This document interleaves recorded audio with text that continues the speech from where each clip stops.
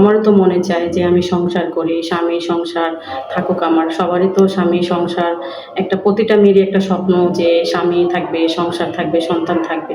আমারও তো মনে চায় স্বামী সংসার নিয়ে থাকতে। আপনার সাথে যোগাযোগ করবে কিভাবে আপু? আপনাদের মাধ্যমে।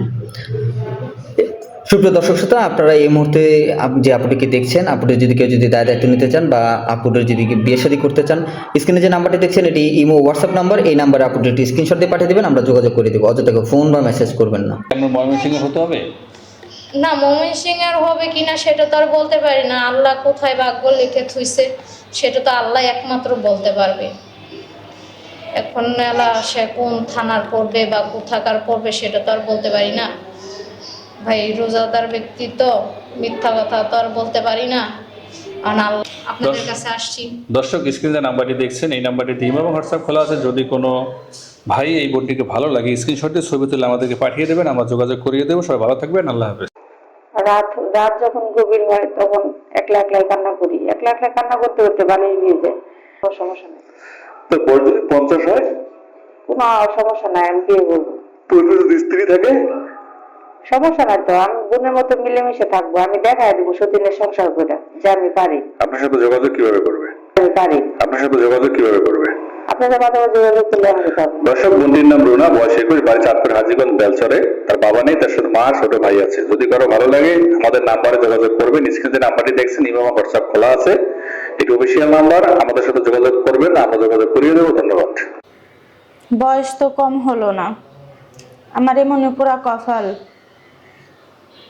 যৌতুকের কারণে বিয়ে হচ্ছে না। আমার ভাগ্যে কি একটা বর জুটবে না? আমার নাম সাথী, আমার দেশের বাড়ি হচ্ছে জামালপুর সরিষা বাড়ি। আমার ফ্যামিলিতে বাবা মা নাই, আমি এতিম।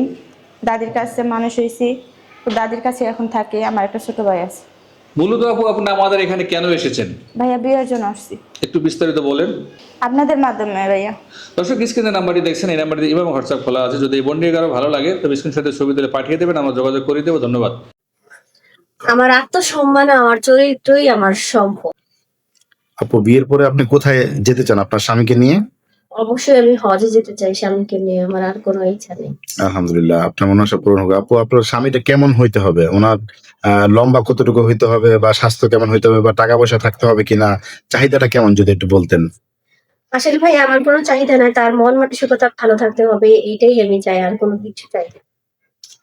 সুপ্রিয় দর্শক, ক্যামেরার সামনে যে ফুটফুটে বোনটিকে দেখছেন, যদি কেউ বোনটির দায়িত্ব নিতে চান তাহলে স্ক্রিনে দেওয়া যে নাম্বারটি দেখছেন এই নাম্বারে ইমো এবং হোয়াটসঅ্যাপ দুটোই আছে। আপনারা একটি স্ক্রিনশট দিয়ে পাঠিয়ে দিবেন। আমরা সাদিয়া আপুর সাথে পাশের মেয়েরা হাসে, আমার মুখে হাসি নাই। আজ আমার বাবা নাই দেখে এখানে আসছি ভালো একটা মনের মানুষ বিয়ে করার জন্য। যদি